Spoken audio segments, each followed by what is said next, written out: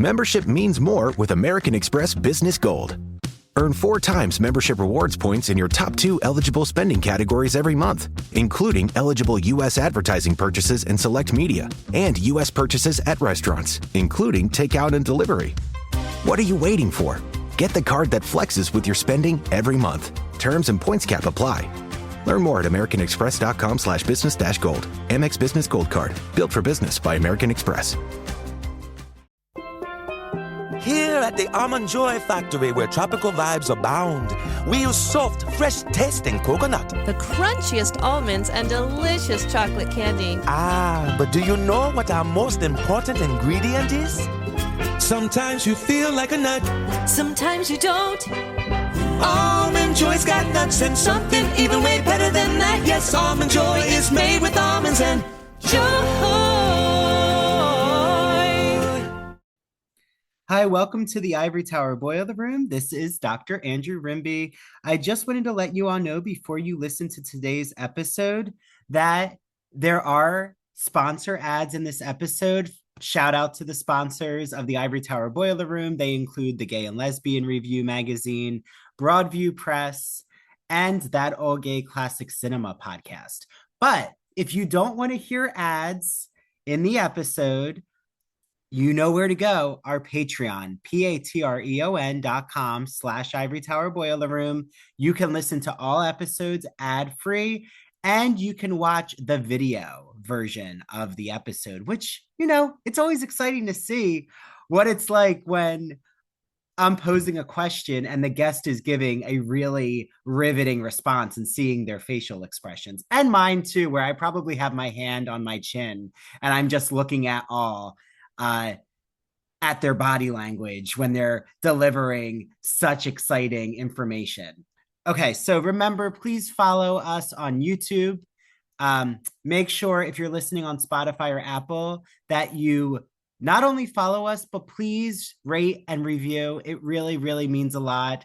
Again, I'm going to plug the YouTube because I'm trying to grow our YouTube presence. Please subscribe to YouTube. Please like our videos. Again, this means the world. Follow us on Instagram at Ivory Tower Boiler Room. Same on TikTok. You're going to see a lot of fun clips on TikTok. I also feature lessons that I'm teaching my students, which usually involves the subjects that you can find here on the podcast. And we have our virtual book club. It's free. It's on Zoom, so it's really easy to join. It's happening on April 27th at 5 p.m. Eastern Standard Time. We are discussing The Let Them Theory by Mel Robbins. Yes, Mel Robbins, the empowerment self-help guru who you probably have seen on TikTok or Instagram if you scroll all the time. So I hope you join us. If you want to join the book club, just email me at ivorytowerboilerroom@gmail.com, subject heading book club, and I will get you the Zoom link. Okay, I hope you enjoyed today's episode. Hi, this is Dr. Andrew Rimby. I am so excited to be featuring a special encore series of the SMASH TV show with my friend Christian Garcia, who had the idea in the first place. So thank you, Christian. So what I'm going to do is release all of our SMASH rewatch episodes. And next weekend, on Saturday, we are going to see the SMASH Broadway musical. So you know what that means here. It means that we're going to give our honest review of the Broadway musical compared to the TV show. Now, I'm trying to go in with a clear mind, and I told Christian too, because he's getting a little nervous, that we're going to go in. It is a new work. You know, even though we are devoted fans of the SMASH TV show, this is a new production. So with that in mind, I'm going to be as open as possible. My mom is coming. My fiance is coming. His mom is coming. Angela, who you all know and love from the book club, is coming. She's going to pop on our next SMASH show when we discuss episodes 8 and 9. So I can't wait for you all to hear that. So I hope you enjoy re-listening to these SMASH recap shows. Please share these with all your Broadway friends, community. It means a lot. So with that, I hope you all enjoy the pilot episode recap of the hit show SMASH. starring Megan Hilty and Catherine McPhee. Hi, everyone. Welcome back to the Ivory Tower Boiler Room. This is Dr. Andrew Rimby, and welcome to our first ever ITBR Rewatches Smash, the NBC TV show. I'm really excited because I'm hosting the Queer as Folk one, and I had Christian Garcia on the premiere episode of Queer as Folk, but I'm handing the reins to him with Smash. I will be on as many of these episodes as possible because I love an excuse to rewatch this iconic Broadway musical TV show. So Christian Garcia is hosting Smash, the rewatch show. So I want to, bring you on, Christian, and just share your enthusiasm and excitement for this new series. Well, Andrew, thank you so much for allowing me to take the reins on this one for a few minutes of your for a few seconds. Yes, this show has meant so much to me, and I cannot wait to discuss this with you and as many other guests as we can possibly get. I'm so excited. I'm so thrilled to be doing this, and thank you for this amazing opportunity. And thank you for being a part of this. Of course. So, why did you want to rewatch Smash? Like, what was the impetus? This just happened to me over the course of like a millisecond. I was just thinking about the show, and I said to myself, there's not a lot of Smash rewatch podcasts. Mhm. Moreover, there's no podcast about the show Smash. So I said, you know what? What if I brought this over to Andrew? What would he say? And thankfully, you were so enthusiastic, and you've gotten me in touch with so many great and wonderful people so far. And I cannot wait for the continued contributions of many other people. And I just can't wait to get this ball rolling. And to have you on as the first guest is amazing. Well, I'm so honored. And I think before we even dig into Smash, so it came out in 2012, Yes. February. So 2012, My I birthday was. month. Oh, okay. Your birthday's in February. Okay. Yeah. Congratulations for a very early birthday here, Christian. Yeah. So it Don't came out remind in so it came out in the winter time. Yes. And 2012, I was in undergrad. I Because was a I senior in high graduated. school. Okay, so you were a senior. I was in my had just finished my first year in college. And then that makes sense because I graduated in 2014, but I did college in 3 years. But that's for another discussion. So I do remember when Smash came out because I did watch it. So did you watch it when it premiered? I did. I remember recording every single one of them. I think we either had TiVo or we had another cable box, and I just remember, or Verizon, and I just remembered recording each and every episode and just watching them and then rewatching them for the same episode for like getting myself ready for the next week's episode and just being enthralled by this show. This was like my adult Glee TV show growing up. Yeah. So it's almost into 12 years. In this February, it'll be 12 years. Yes. Can you believe it? Yeah, but I feel like it's very different than Queer as Folk in the sense that it's pretty distantly connected to us still, that, Queer as Folk is 23 years. Yep. So like the way that technology hasn't changed too much since Smash. I mean, they have headphones. Now we have like wireless headphones, but things are pretty much, the fabric is similar. What I do want to ask you right away is, how much do you know about the backstory of Smash? Like how this came to be? If I could speak honestly, I don't know that much about the backstory of the whole show entirely. I just remember just loving the show and not really thinking about the behind the scenes workings of the making of this show in general. But it's something that I'd really love to discuss as well and research. Yeah. So I feel like every time that, you have a guest on or I'm here, everyone's going to be bringing their own knowledge. And Yes. I'll tease for you all out there. I'm connected with so many past guests on Ivory Tower Boiler Room who have been interviewed, who are in the Broadway industry. Christian's going to have them on. Our favorite Elizabeth Winder, Marilyn Monroe expert. She'll be on. So this is a Marilyn Monroe extravaganza. If you don't know, that's the musical that they're putting on, is this new production of Marilyn Monroe. But there is a little backstory. I just wanted to mention this because as I was researching, knowing that I was going to be with you on this premiere episode, there's this behind the scenes sneak peek when you go on to watch Smash. Christian sent me the free version. I think we can say on Fandango's Vudu. It's like it's all out there for free, so everyone can watch it along with us for free. But there is a behind the scenes preview that's 7 minutes, and I forgot that, or maybe I didn't even know that Steven Spielberg executive produced this. I did not know that either. When you sent me that video, I was just very amazed. And I guess that's kind of what makes the show timeless, is that Steven Spielberg, who basically directed our childhood in a way, he was a part of the show. And I believe that's one of the reasons why I think now it's so timeless. And that's why I think it's a really good time to just revisit it. But please continue on. No, and it's also based on a novel by Garcia called Smash. That's what I didn't know. This is actually from like a 1970s novel, the premise, except the novel's about the author was in the production team of Funny Girl with Barbra Streisand. So in the 1960s. So he writes this novel called Smash about a vaudeville singer. I haven't read the novel yet. I am getting my hands on it. It's hard to find, but I think I can get it through my library, through other Long Island libraries.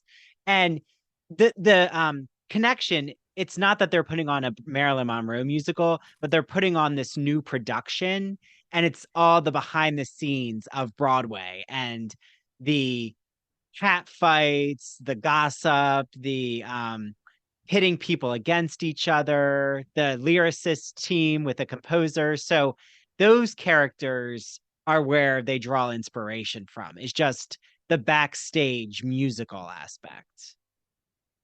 Yeah. So Smash is the novel, if anyone out there wants to read it. I'm going to try to get my hands on that too. I never knew that was a novel in itself. Yeah.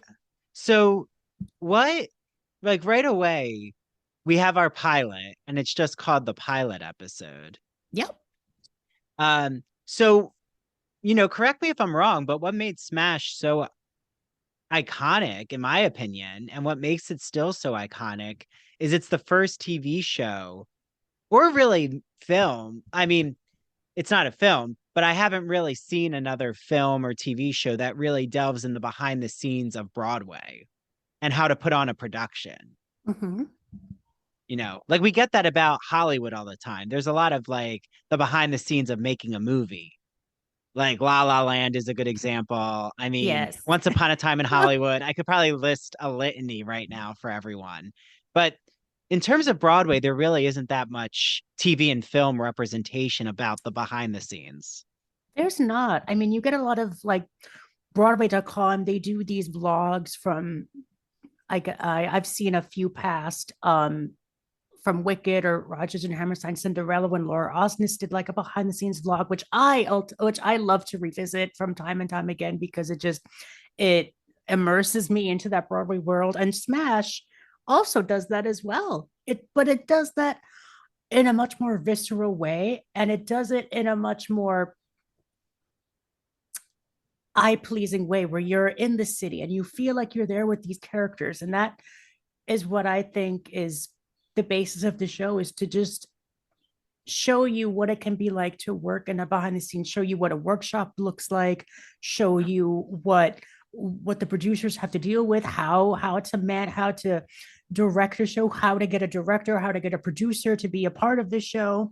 Yeah. It's just all those, and that's what I love about this show, is that it shows you need those behind the scenes aspects. You need the Angelica Houston character who's a financial investor. You need wig. many financial. Me of the Grand High Witch wig that she's sporting. No, I know. I was like, she basically is reprising her Grand High Witch role before the Broadway stage. I love Angelica Houston. I do too. And I think though Smash definitely speaks to Fame, the movie. And then Fame was a really popular 1980s TV show with Debbie Allen. And like, that's how Debbie Allen really Yes. became known. And after Fame, though, like Smash to me is also in line with Center Stage, what Center Stage did for the ballet community. That's a big ballet movie. They're Ooh. all at basically American Ballet Theater, but they don't call it the American Ballet Theater. Oh. And they're all teenagers who are training. And so it has that similar New York City feel. But okay, so what's I love is Christian Borle says in the sneak peek that all of the drama is happening behind the curtain. Like, again, I always say when I teach the Broadway musical, I love backstage musicals or backstage meta, like the world within the world. So Dreamgirls, chorus line. I mean, a chorus line is the number one that comes to, I think, really ignited backstage musicals. We also have Noises Off as a play. I really like that. I just like when the actors peel back their layers and you see them putting on the production. Kiss Me Kate does that. There's so many. But, what did you think, Christian, of just rewatching the pilot? Your like first impressions? When I rewatched it, I felt like I was in a time capsule because not that many shows actually are able to feel as if they're in a certain time. Mm-hmm. And nowadays it's all very COVID-esque and it's very political. And with this show, it brings you back to a time when those things were non-existent. And I think it's one of the reasons why I enjoyed it so much while rewatching it. It brought me back to a time where I didn't have a care in the world. Of course, college was on the pier of my horizons, but it made me wonder, why couldn't we stay in those times? Why couldn't we stay in 2012? Do you mean in terms of optimism and Yes. nostalgia?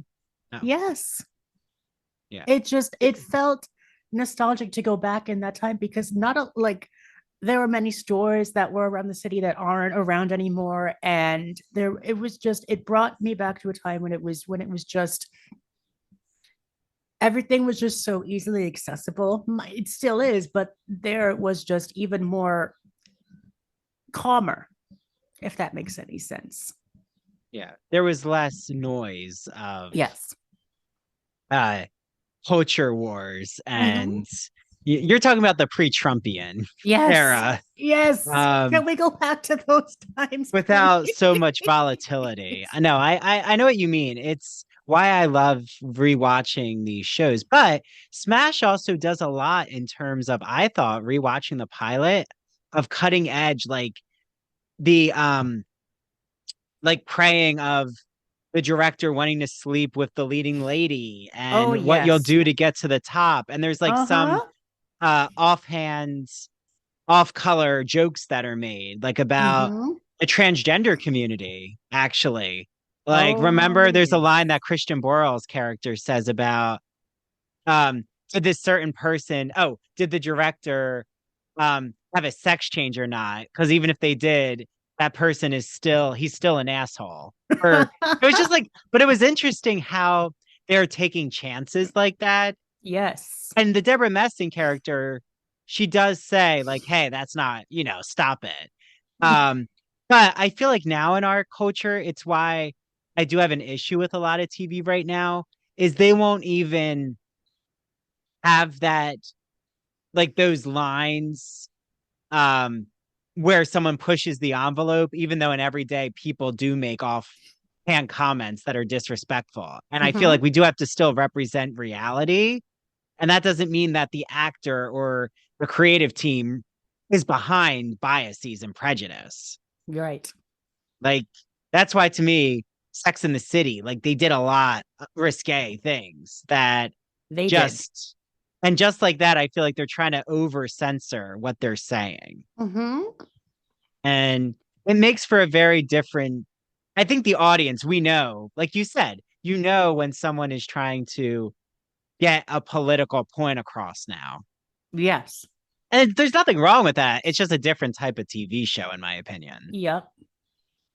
Yeah. I But, agree with okay. you 100%. Sex and the City had this sort of easiness, breeziness about it.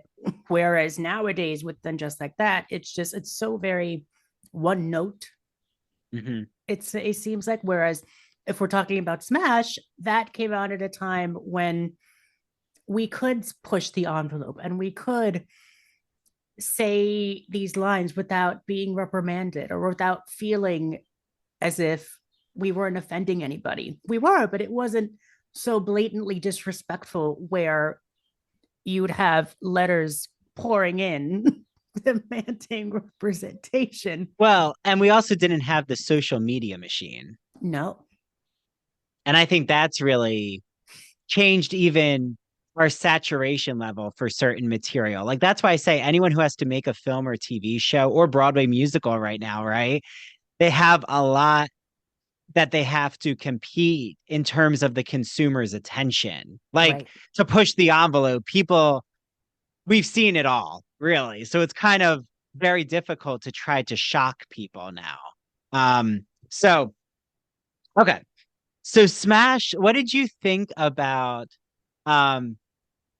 like walking through the episode with everyone? Mhm. So, right, I forgot that we saw Karen. So Karen is Catherine McPhee's character and Yep. Ivy is Megan Hilty. That we see them in the same audition in the first scene. I didn't remember that opening. I didn't either. But the Yeah. fact that Catherine McPhee chose to sing Over the Rainbow was a Mm. choice. Yes. But it was Probably not a good audition song ever. But probably, unless it's The Wizard of not. Oz. Unless but what I love about this is that the whole compass of the show is that we're looking at an artist through a director's eyes. So whatever like say that in the opening scene when we see Catherine McPhee's Karen Cartwright performing her audition piece, we see probably her own vision of how she would perform that song. And that's what I love about it, is that we're able to just get into the minds of these characters and just see how they interpret these performances.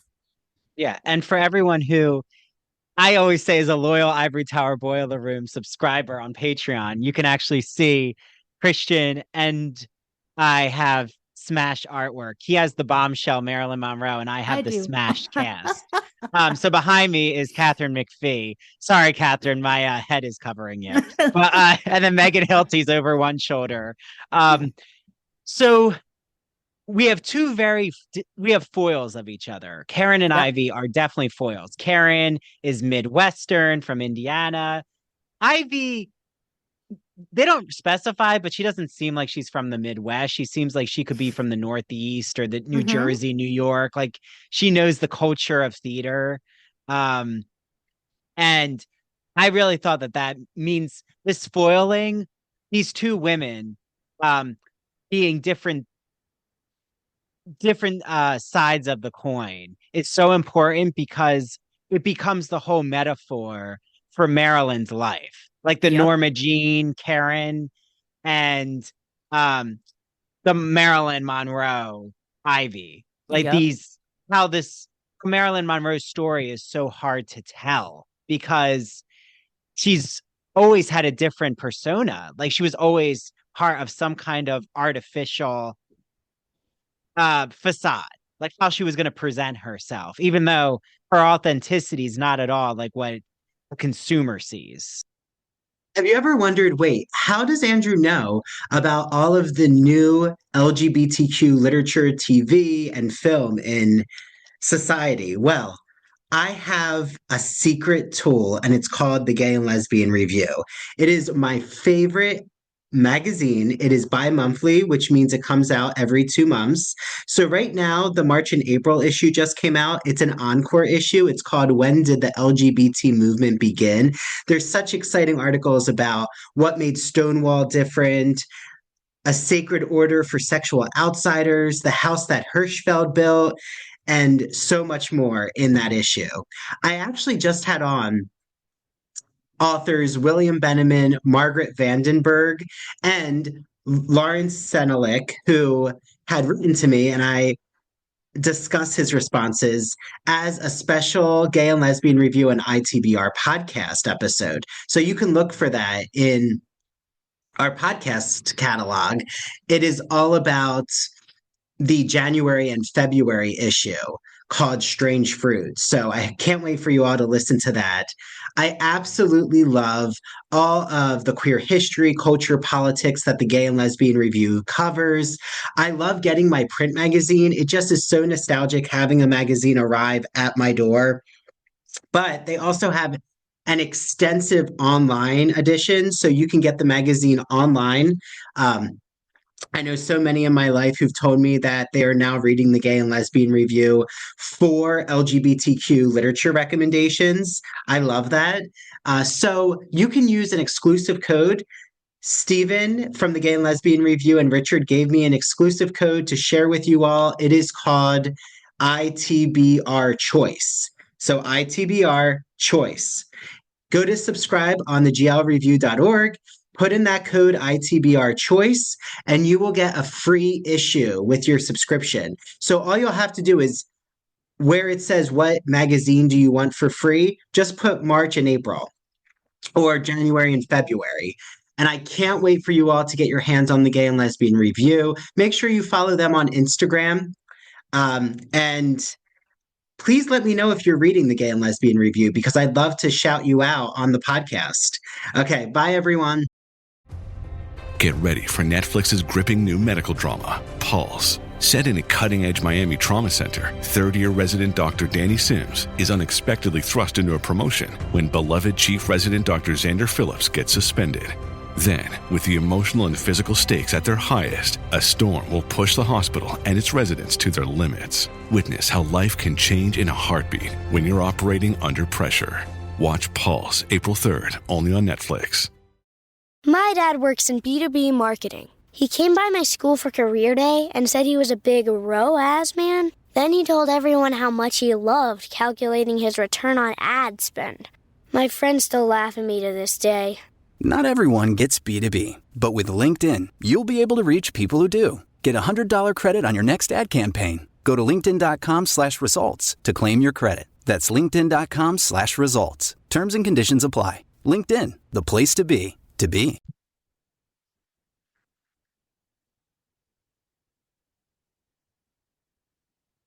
In the press. So, and they get into that right away. I loved how quickly the episode, as a pilot, it was one of my favorite pilot episodes. I agree. Not that many pilot episodes can just go off with a hit or a bang or a smash. So it will. Yeah. So, what do you think of the characters that were introduced to right away? Like Go ahead. To Ivy and Karen, two, like you said, two very different sides of the same coin. And then right after, I believe we're introduced to Deborah Messing and Christian Borle. Yeah, and I should say Deborah is Julia Houston. Yeah. Oh, that's funny. Okay, Angelica Houston, Julia Houston, Jack Davenport. Is the director. Okay, but yes, we'll get to him. But his name as the director is Derek Willis, and Christian Borle is Tom Levitt. There you go. Yes. Yeah. Then of course we have Ellis, that little skeeving little. Oh, the assistant. The assistant. I hate him. Sorry, just had to get that out there because you're going to hear a lot of that word with me and Ellis because I forgot how much I hated that character. And I forgot that there were those types of characters in a TV show, that there's always that one character that's always conniving, that's always trying to be sneaky about his or her intentions. And it's, I forgot that those characters existed. Well, and those characters are so real. I mean, in the acting industry, there's always someone who's manipulating. And I'm sure you've met a few of those Ellises yourself. Yeah. Oh, well, I should say to everyone, that's right. I mean, I have a musical theater background, and was in regional productions in high school.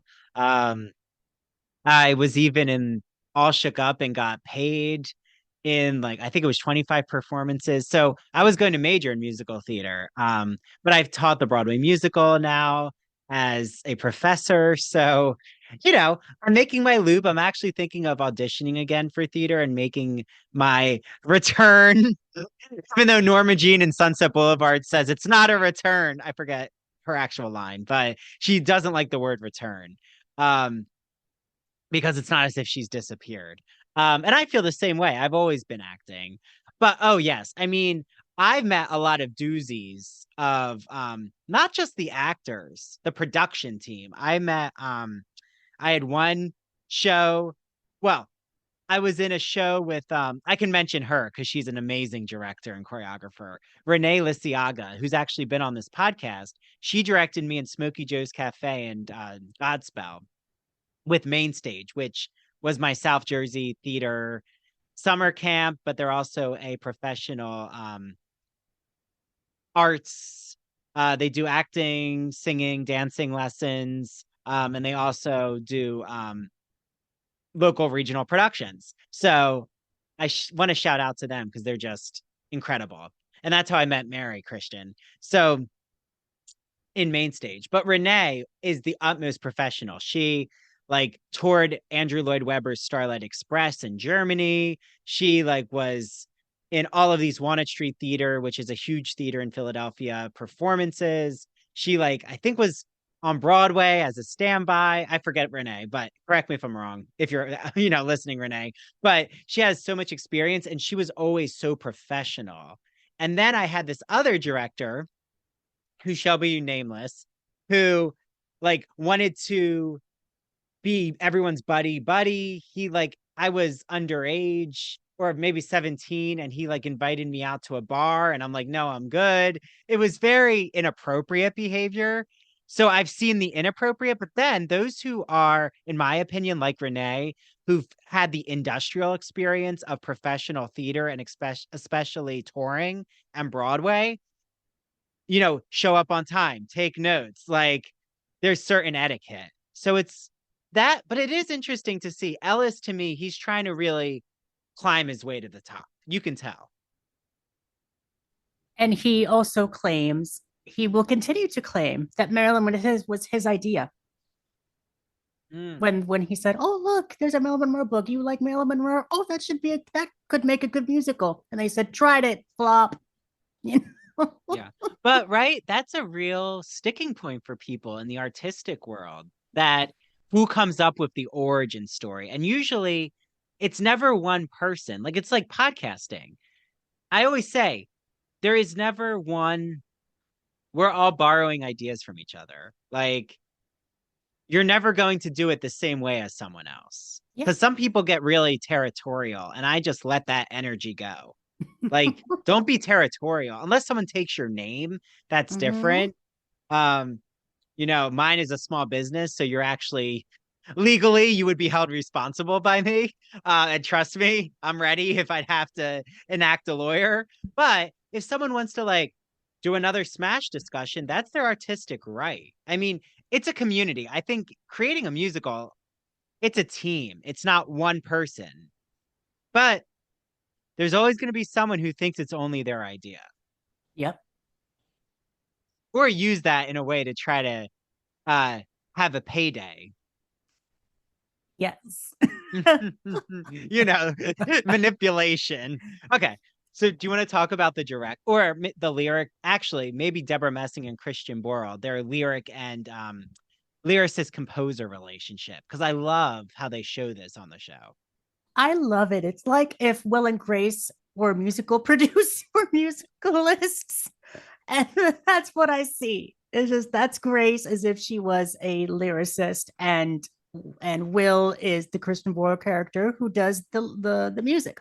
So I love their relationship. It was so very like push and shove, and you'd have Deborah not really wanting to go along because at this time she's actually filing for adoption at this time, and she wanted to take a little bit of time off. But once she gets an idea in her head, she goes with it. Meanwhile, you have Christian Boyle's character who wants to flirt with Ellis, not even sure if he's gay or not,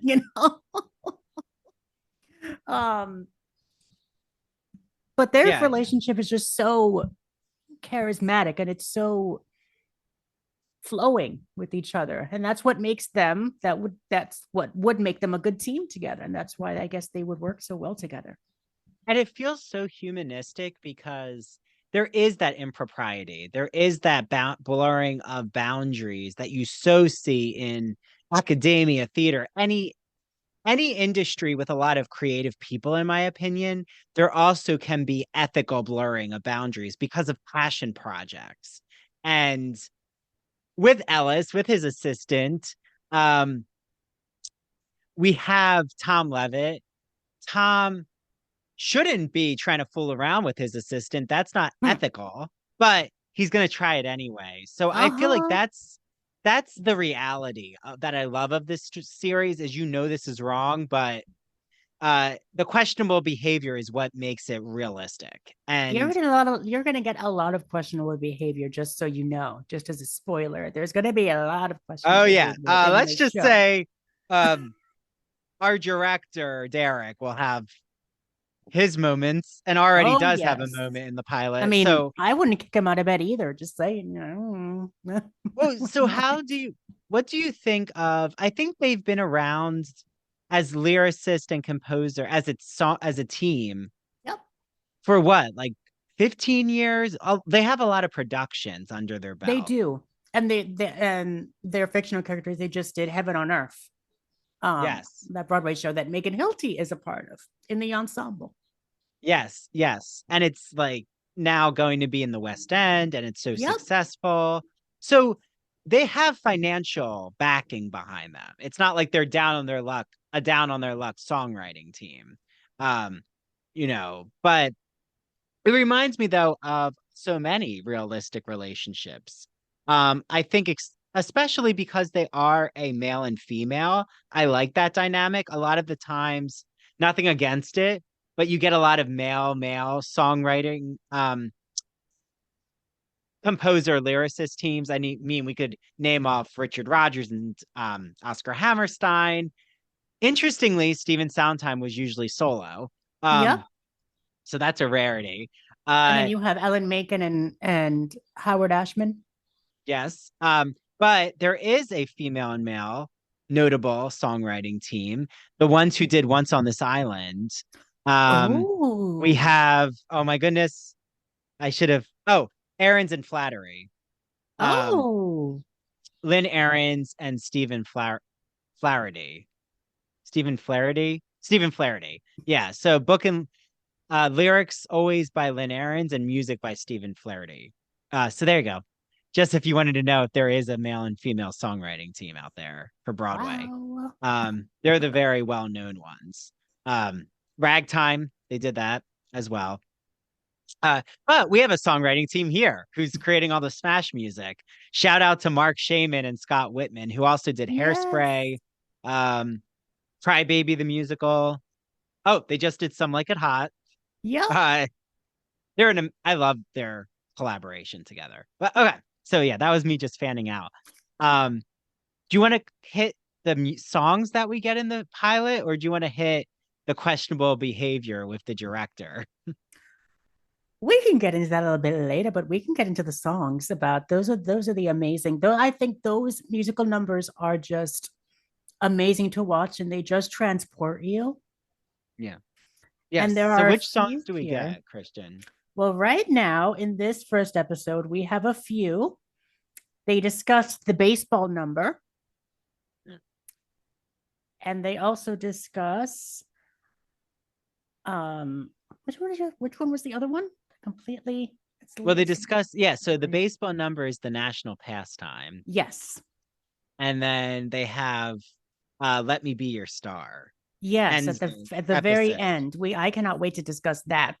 Never Give All the Heart. That's the other one. Oh, yes. That's the one that was the leaked recording. Oh, yes. leaked by Ellis's mom, apparently. Yeah. Wink, wink. So Never Give All the Heart. Or maybe we should do it by Marilyn's, how it fits into Marilyn's life, right? So Ooh. the national pastime is representing, that's the first song they're going to use for the backers, the producers. Like Yep. anytime there's a Broadway musical, you have to have an industry reading.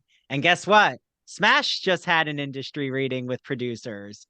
So this is before a workshop. Like, right, this is before you put the cast together who's going to be on Broadway. You need to get your financial investors. So usually they'll have like 2 or 3 songs, just like this is, sometimes they do the whole show. They did that for Carrie, but actually I think the workshop was their financial backing. Sometimes that happens too. So national pastime is when Marilyn is marrying Joe DiMaggio because he's a baseball player. Never Give All the Heart represents Marilyn's reading veracity. She was such a well-read person. She's quoting W.H. Auden's poem, I think. Wait. Yes, I think so. I'll have to no. Sorry, not W.H. Auden. The Irish poet. It'll come to me. Do you remember, Christian? I do not. Oh my God. Hold on. Wait, as the wise man once said, that's the beginning of the song. Never Give All the Heart. Oh, William Butler Yeats. Oh. Yeah. I should know that. I love William Butler Yeats's poetry. He has a really good poem from the Greek myth, Leda and the Swan. But okay. So that represents Marilyn's Yeats's love of poetry. Yes. But again, her complicated attitude towards men. And then, where do you think Let Me Be Your Star fits into Marilyn's life? Because that, I feel, kind of is the puzzle in all of this. I would say maybe that would be in the 50s when she's starring in all these roles. Like, let's say, How to Marry a Millionaire, Gentlemen Prefer Blondes, Some Like It Hot, all those star vehicle films. I think that's probably where that would go, probably before she starred in those films. So that would give her like a little oomph. Yeah. And I just love Let Me Be Your Star. I feel I do. I know we're jumping to the end, but I think it like just frames the whole series. That it was kind of like with Queer as Folk. We thought Brian and Justin looking the first time frames the whole series. I feel like Let Me Be Your Star just gives us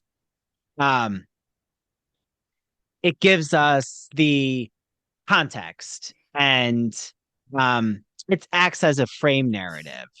It does. But fade in on a girl with a hunger for fame and a face and a name to remember. Oh, this is Karen's part. Her past fades away because as of this day, Norma Jean's gone. She's moving on. I just think that works so well because Karen is also shedding her Indiana life and trying to really propel herself into Broadway. And speaking of her Indiana life, you saw that we got introduced to her parents and her fiance. Oh, yeah. Played by Raza Jeffrey, who was gorgeous in every single way possible. And then we also saw like that classic parent trope of not believing that their kid is going to succeed in the industry that is Broadway or the industry that is show. And it just, it still gets me where there are still those types of helicopter parents that still believe that just because their kid or child has starred in a Broadway show that they're not going to make it, that it's still that just because they did like these off-Broadway shows that it's not worth it, that it's not, that they need to start thinking realistically. And I wonder if you ever experienced that, or if you've known anyone else who's experienced those types of parents who still don't, Yeah, well, I think that a lot of me even doing this episode with you and having my show and my business is testament to having support from my family of being a creative, because so many who don't have that support, they either have to go against their parents' wishes and just, you know, um, throw hell to the wind. Is that the saying? I think. Um, and they either do that and turn their back on their parents, or they go into a different job and they're so regretful.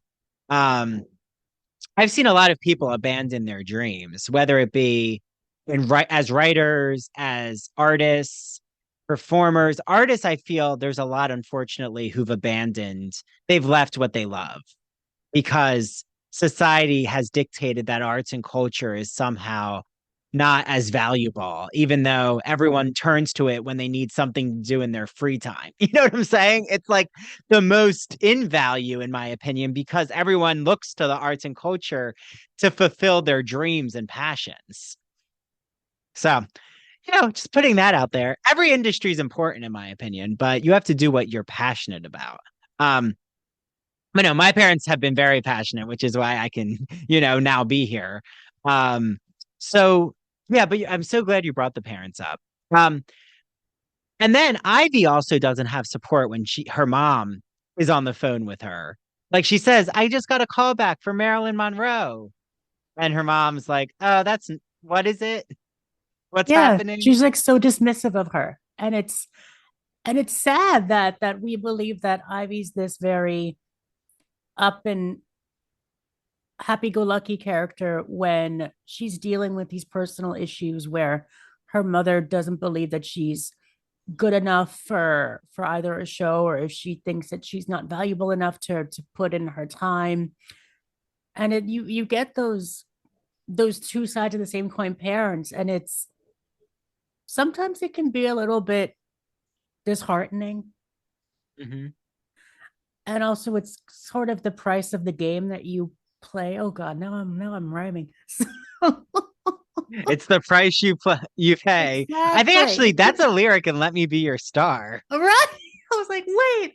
Because I love that section when it's she'll have to pay, but not today. Yeah. Because it's so true that Marilyn sacrificed her health in terms of the fame that she does receive comes at a cost of how the public dictates who she is. And we see that so much with social media and celebrity status, that people think they know these public profile people and they don't give them the benefit of the doubt. That's why I'm always like, instead of wanting to attack someone for their opinion, like take a pause, because you don't know how they're going to clear it up. Like, you don't know where they were coming from. Again, there's like a degree of severity with what I'm saying. I'm sure you've heard me talk about my friend Christian Garcia's podcast, but if you haven't, you need to look up his podcast, That Old Gay Classic Cinema. It is on YouTube, Apple, Spotify, wherever you get your podcasts. And he looks at iconic classic films through a queer lens, which I just love. He's done Singing in the Rain, All About Eve, It's a Wonderful Life. Yes, that iconic holiday film. I'm curious to listen. I need to know what is so queer about It's a Wonderful Life. Dracula, The Sounds of Music, you name a classic film, he's probably done it. So go on over to his Instagram, That Old Gay Classic Cinema. Make sure you follow him, and you'll stay up to date with all of his recent releases. I know you're going to love it. When I think about this sponsor for the podcast, I always just think of coziness. There is such a cozy aesthetic with Broadview Press. If you've never heard of Broadview Press, they are an independent publisher. They publish books like the new edition of The Wizard of Oz, The Great Gatsby, Dracula, all of your classic literary canon. But they don't just publish classic books, they also publish anthologies. So I just had the pleasure of meeting the editors of the Vampire Literature Anthology.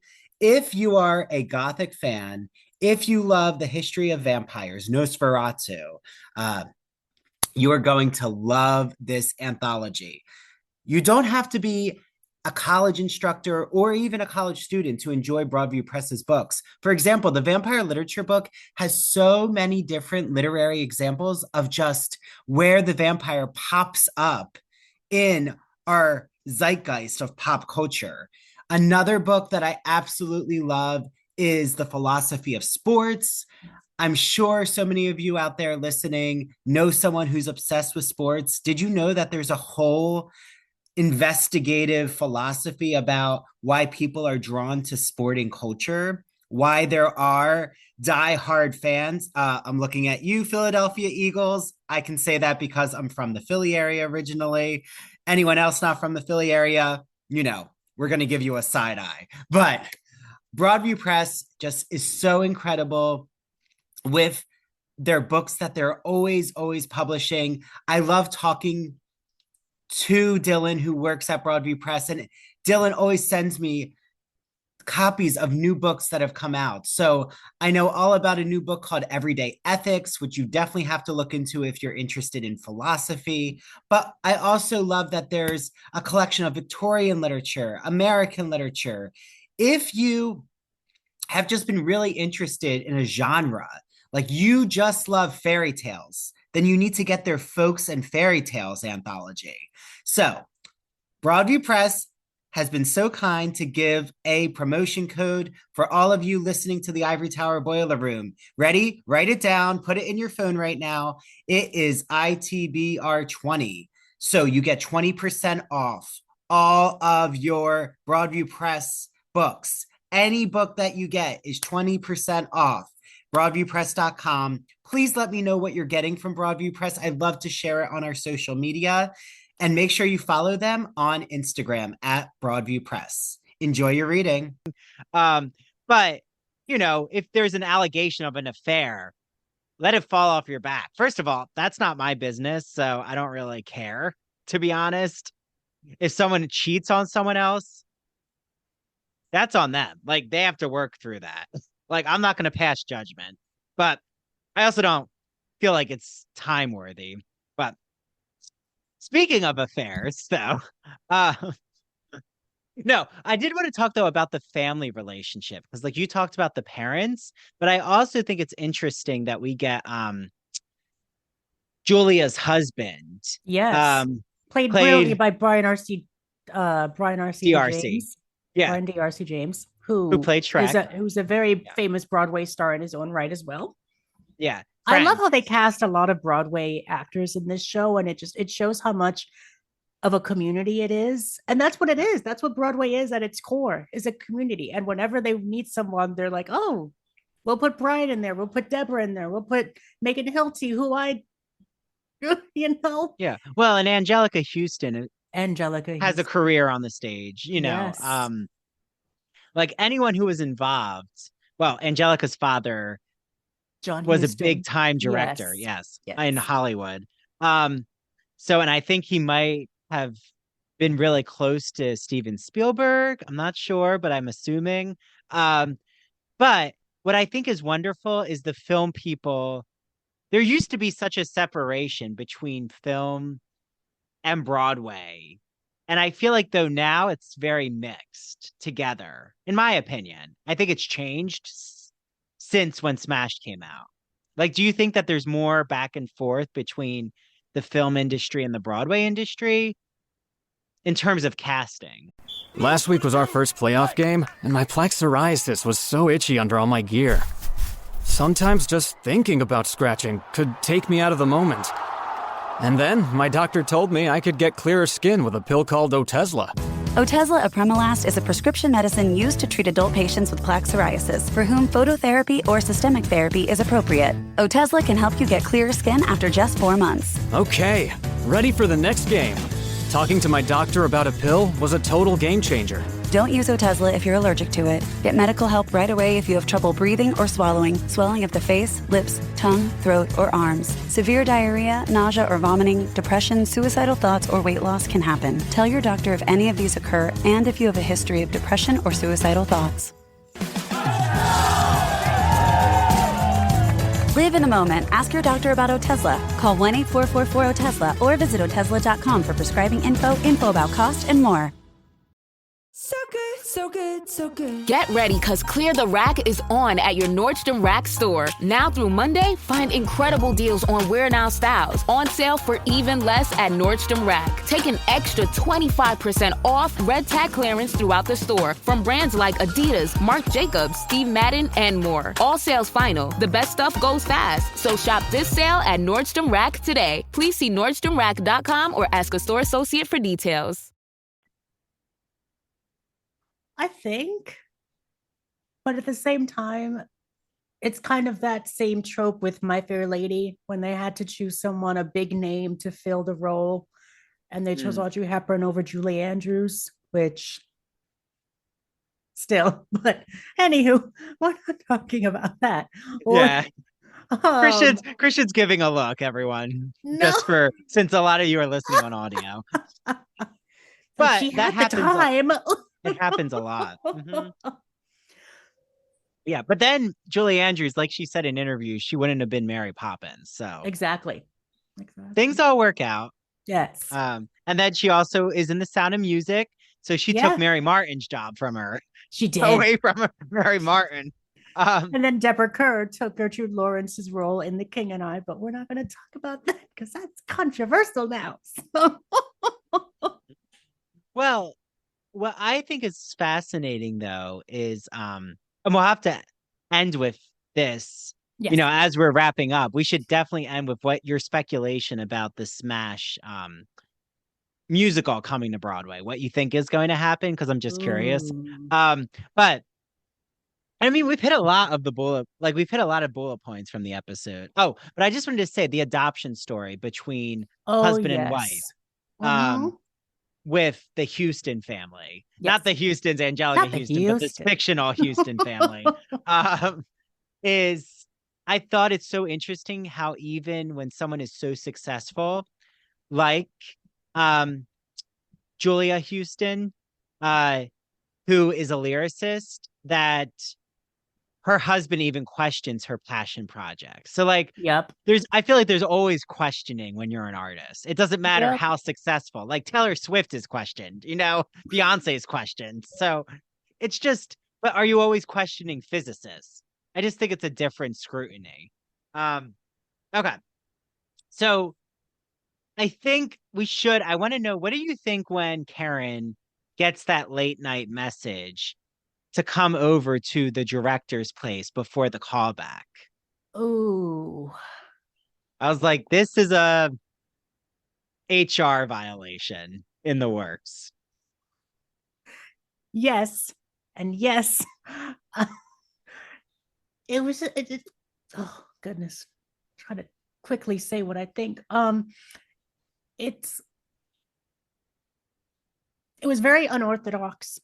And it was just so random, but also it just smelled so just suspicious to me as to why Jack Davenport's character wanted to have a late night audition for Karen. Was it just to get in her pants? Was it just to find out if she has the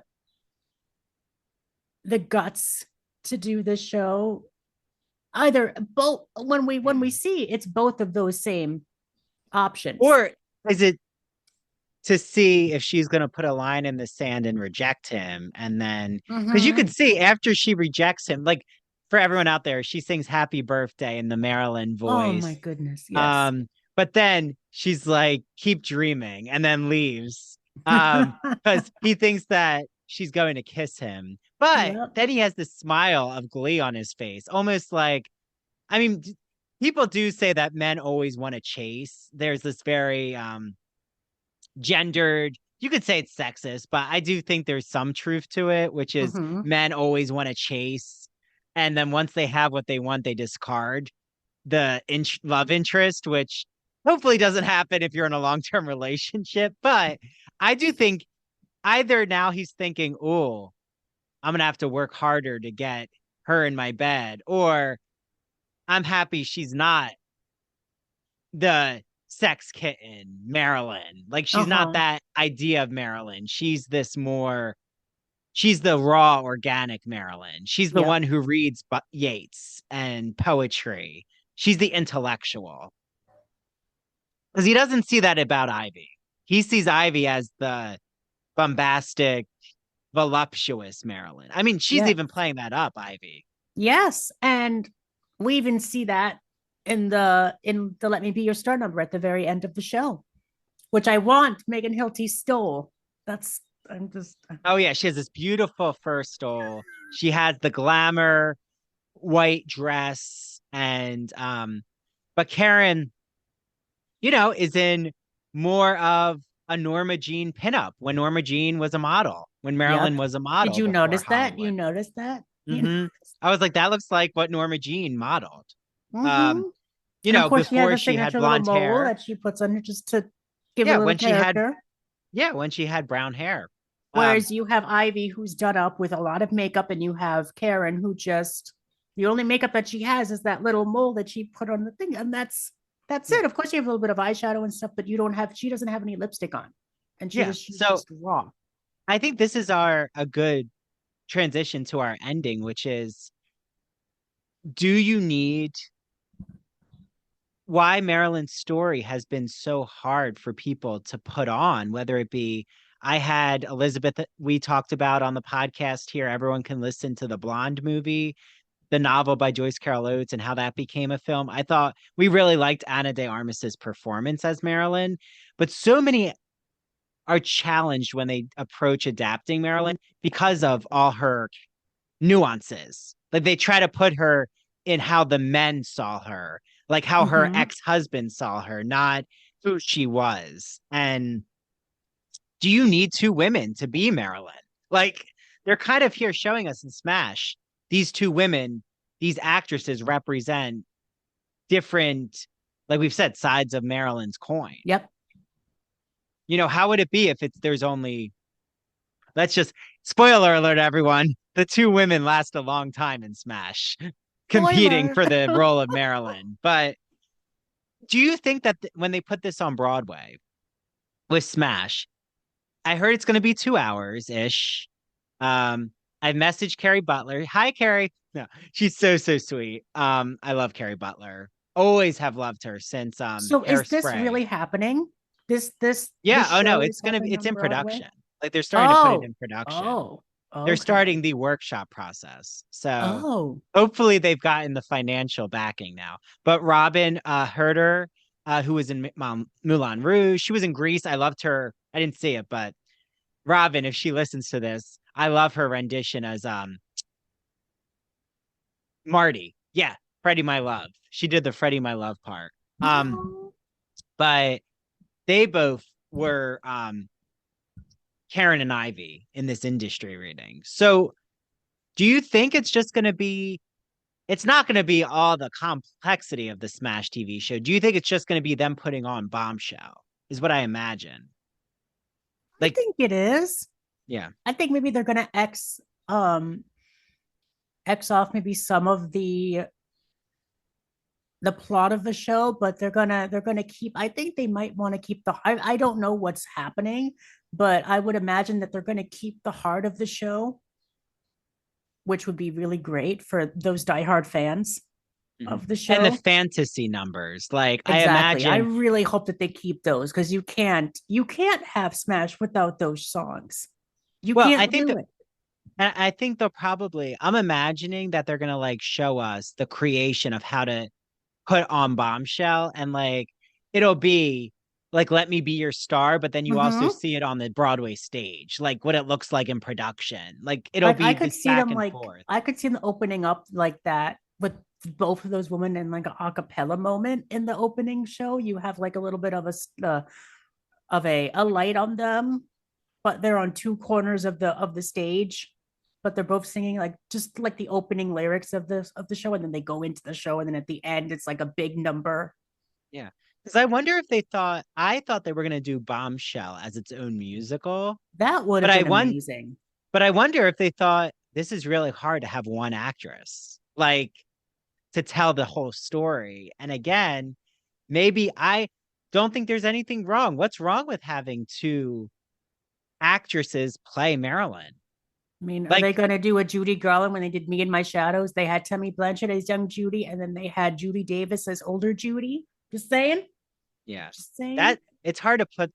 I feel like that's hard to pull off on stage or in film. I mean, they're doing it with The Color Purple brilliantly, I think. I can't wait for The Color Purple movie. Oh my God. Oh my goodness. I'm so I can't excited. wait. But yeah, okay. So as we wrap up, last thoughts, like for our next, what's happening in the next episode? Like, what's your predictions here? What's going on? Well, obviously they're gonna start casting for the show to see, and also continue with Angelica Houston's character to see of the financial backing. And hopefully they're gonna go on with the workshop of the show and get rehearsals going and see how it fares. Yeah. And I feel like the pilot though gives us so much. Like It does. It feels so like a short many movie. layers. It feels It like a short does. movie. But you can see how every avenue is going to expand. I feel like I'm Yes. like, okay, that's where we're going to get an arc here. You're going to get an arc there. They do such a good job laying And they the all bricks. fold together perfectly. And that's what's really great about this pilot, is that while you have each and every different plot A, plot B point, they all fold together magnificently and they all go together. Yeah.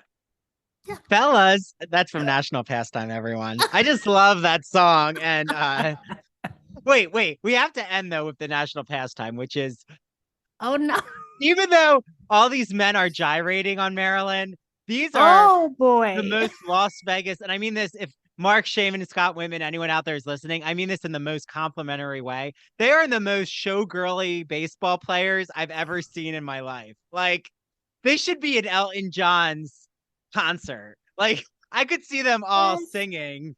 Elton John had that baseball outfit. It looks exactly like that. Like when he was at the piano.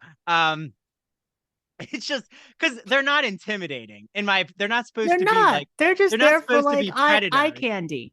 Yes, They're there for eye candy. They're her show boys, you know. Exactly. She's the they're her star backup attraction. dancers. Exactly. She's Cher, and they're just the dancers. They're the dancers. But I just love that number. But again, even though it's so raunchy in a way with all the puns, it still shows her authenticity. Like, it shows her smartness. Like, she's very witty, and we're going to continue to see this in every one of her numbers. They're so good at showing Marilyn's complexity in how she sings. Yes. And what she sings about. You know? Oh, I love that number. Okay. Okay, on that note, do you want to tease, Christian, what we can expect with the next episode?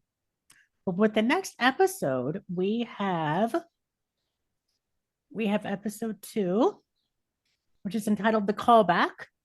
So we have Ivy and Karen. They jump through hoops for the brilliant but temperamental director, Derek, and they pursue their role. You still have Julia and Frank, Brian Diaz James, frustrated by the red tape of an international adoption process. And Eileen fights to finance her new musical in the midst of an acrimonious divorce. So we're going to get to see more of her ex-husband, and you're going to get a lot of drinks thrown in your face. So I hope she gets the money. I just hope she gets the money. That's all I hope. We need this. We need Bombshell to happen, Christian. We need it to happen. Can we manifest it? I think we can manifest it. I hope so. And when SMASH comes to Broadway, which I've heard it might be as early as the spring, maybe. What? We're going. We're gonna go, Christian. We'll be there on the ground. We're doing. That's it. We're gonna be first row. We're gonna recreate "Let Me Be Your Star" in Times Square. I love how they did that in Times Square. It was so good. Oh my god! And the subway, and then wait, we have to it was almost a Betty Davis. And who were the two women who feud in that movie? Joan Betty Crawford Davis. and Betty Davis. Yes. What is that film? Baby Jean. Whatever happened to Baby Jean. Thank you. So, which I'll be reviewing on my That Okay Classic Cinema podcast next year. Christian has a podcast called That Old Gay Classic Cinema. You better get that promotion out there. We're scheduled to release Psycho on Halloween. Yay. Okay. So soon, everyone get ready to listen to Psycho on his podcast. Yes. Okay. So, yeah, but they have this like moment of recognizing their rivalry, and then they like turn their backs away from each other. I just love that moment. I love it. Well, hopefully everyone out there, you have lots of fun with balls and bats, and you have your own national pastime dance planned. Oh my goodness. Well, thank you, Christian. I can't wait for your next episode, and hopefully, I'll see you all on Christian's next episode. Yes. Okay. Bye, everyone. Bye.